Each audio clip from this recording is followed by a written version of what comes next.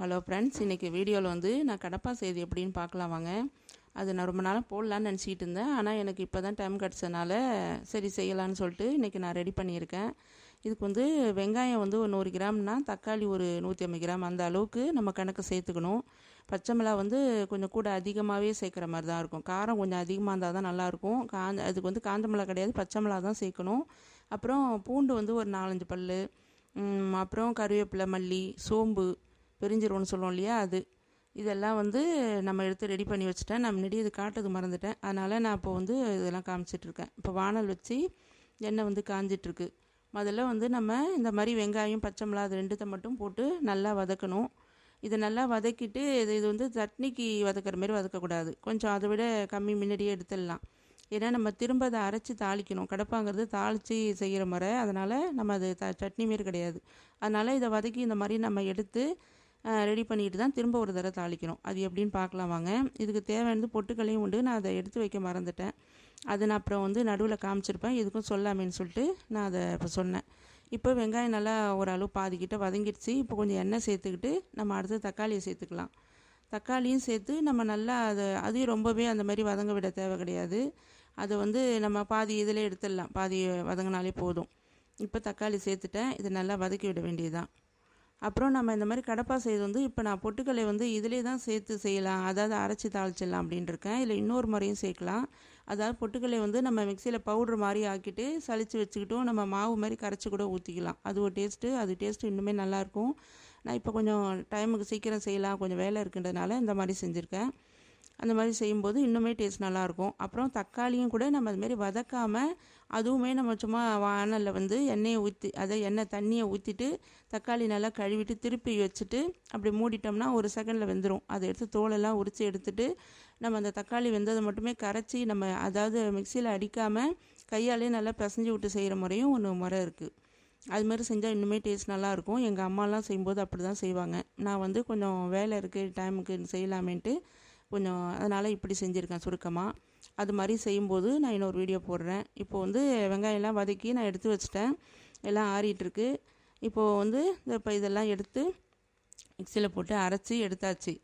இந்த சோம்பு பூண்டுலாம் இருக்குது பார்த்திங்களா, நம்ம வதக்கி எடுக்கும்போது லாஸ்ட்டு ஒரே செகண்ட் அப்படியே போட்டு இந்த சூட்டில் போட்டு கிளறி விட்டாலே போதும். அதை வந்து நான் வீடியோ எடுக்க மறந்துட்டேன், அதான் சொல்கிறேன்.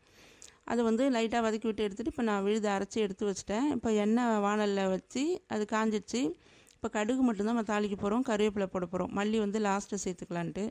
இப்போ அந்த அரைச்சி வச்சதில் வந்து எனக்கு காரம் மட்டும் கொஞ்சம் கம்மியாக இருந்ததுனால நான் வதக்கி எக்ஸ்ட்ராவாக மிளகா வச்சுருந்தேன்னு சொன்னேன் இல்லையா, அதில் வந்து 2 பீஸ் மட்டும் நான் போட்டு அரைச்சி, உப்பு கம்மியாக இருந்தாலும் நம்ம அதில் சேர்த்துக்கலாம். அப்புறம் வந்து ரொம்ப மையம் இல்லாமல் லைட்டாக கொஞ்சம் குறைன்னு எடுத்தால் தான் கடப்பாக்கும் நல்லாயிருக்கும். மையம் இருந்தால் ஒரு மாதிரி பிசு பிசுன்னு இருக்க மாதிரி டேஸ்ட்டும் மாறுபடும், அதனால் அடியும் பிடிச்சிரும். அதனால் நம்ம வந்து இன்னுமே அதை வந்து அது செய்யும்போது நம்ம பார்த்து செய்யணும், குறைன்னு இருக்கிற மாதிரியே அரைச்சி எடுத்துக்கணும். இப்போ நான் அரைச்சி அதில் மாதிரி ரெடி பண்ணி வச்சுட்டேன். அதுக்கு தேவையான அளவு நம்ம பாத்திரத்தில் கூட மாற்றி கூட வச்சுக்கலாம், நமக்கு சக்குன்னு செய்யறதுக்கு ஈஸியாக இருக்கும்ன்ட்டு. தண்ணியெலாம் கலந்து மஞ்சத்தூள்லாம் போட்டு உப்பு எல்லாமே போட்டு நான் இப்போ அப்படியே செஞ்சு பழக்கன்றதுனால நான் அந்த மாதிரி செய்கிறேன். இப்போ வந்து தண்ணி வந்து நம்ம இன்னும் ஊற்றணும். இப்போ திக்காக இருக்கு இல்லையா, இது வந்து பொட்டுக்கல்லை சேர்த்துருக்கிறதுனால நமக்கு வந்து திக்னஸ் கொடுக்கும். அதனால் ரொம்ப பசை மாதிரி இருக்கும், நல்லா இருக்காது டேஸ்ட்டுமே. இப்போ வந்து இப்போ இது வந்து கடப்பா செய்கிறோன்னா குவான்டிட்டி நிறையவே வரும், அதுக்கு தகுந்த மாதிரி செய்யவும் நம்ம கற்றுக்கணும். ஏன்னா இப்போ நம்ம நல்லா கொதிக்க வைக்கிறதுனால இது நிறைய அளவு வரும். அதனால் நம்ம இப்போ ஒரு 5 பேருக்கு 6 பேருக்குன்னா நம்ம இந்த அளவு செய்கிறோம், அதுக்கு தகுந்த அளவையும் நம்ம பார்த்து செய்யணும். ஏன்னா அது புதுசாக செய்கிறவங்களுக்கு வந்து தெரியாதுல்ல, அதனால் சொல்கிறேன். இன்னொன்று வந்து பொட்டுக்கல்லையும் நம்ம நிறைய சேர்த்துடக்கூடாது, டேஸ்ட்டு மாறிடும். நம்ம இப்போ வெங்காயம் தக்காளிலாம் போடுறோன்னா நம்ம ஒரு பிடி கையளவு பொட்டுக்கல்லை போட்டாலே போதும், அந்த வெங்காயம் தக்காளி டேஸ்ட்டுக்குது அது அளவுக்கு தகுந்த மாதிரி சேர்க்கணும். அதுமாரி பவுடராக நம்ம அரைச்சி வச்சாலும் ஸ்பூன் கணக்கு வச்சுக்கிட்டு நம்ம அது பொட்டுக்கல்லை வந்து மாவு அரைச்சி போட்டோம்னா பவுடராக போட்டால் கரைச்சி அடுப்பை ஸ்லோவாக வச்சுக்கிட்டு வெறும் வெங்காயம் தக்காளி விடுதை மட்டும் தாளிச்சிட்டு நம்ம இதை எடுத்து ஊற்றி கிண்டணும். அந்த மாதிரி கொஞ்சம் பக்குவமாக செய்யணும். அதை அடுத்த வீடியோவில் நான் போடுறேன். இப்போ வந்து நான் சேர்த்தது எல்லாமே கரெக்டாக இருக்குது, உப்பு காரம்லாம் பார்த்துட்டேன். இப்போ வந்து ரெண்டாவது இன்னொரு விஷயம் என்ன பார்க்க வேண்டியதுன்னா, இதில் வந்து நம்ம மூடி வச்சு கொதிக்க வரோம் இல்லையா, அப்போ பொங்கி டக்குன்னு வெளில வந்து ஊற்றிடும், நுரைச்சிட்டு மேலே வர்ற மாதிரி இருக்கும். அது டேஸ்ட்டே வந்து அதில் தான் இருக்கும்னு சொல்லுவாங்க. அதனால் அதை பொங்க விட்டுறாமல் நம்ம வந்து இந்த மாதிரி வச்சு கிண்டி விட்டு நம்ம எடுத்துடணும். அப்புறம் அடியும் பிடிச்சிரும், ஏன்னா அது வந்து பொட்டுக்கல்லை சேர்த்துருக்கோம் இல்லையா, நம்ம கிண்டிக்கிட்டே இருக்கணும், அது பார்த்துக்கணும். தண்ணி இனி வேணும்னா நம்ம இப்போ சேர்க்கணுன்னா தண்ணி சூடு பண்ணி தான் சேர்க்கணும், பச்சை தண்ணி ஊற்றிட்டோம்னா டேஸ்ட் நல்லா இருக்காது.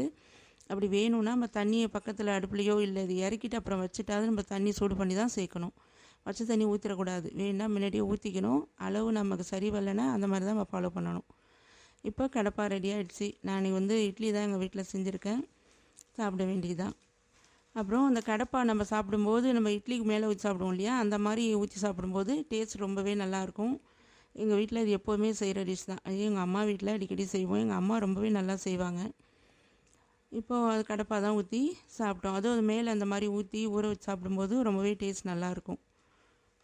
தக்காளி இப்போ விலை கம்மியாக இருக்கனால எல்லாருமே செஞ்சு சாப்பிட்லாம். நம்ம அடுத்த வீடியோவில் பார்ப்போம் ஃப்ரெண்ட்ஸ். Bye friends.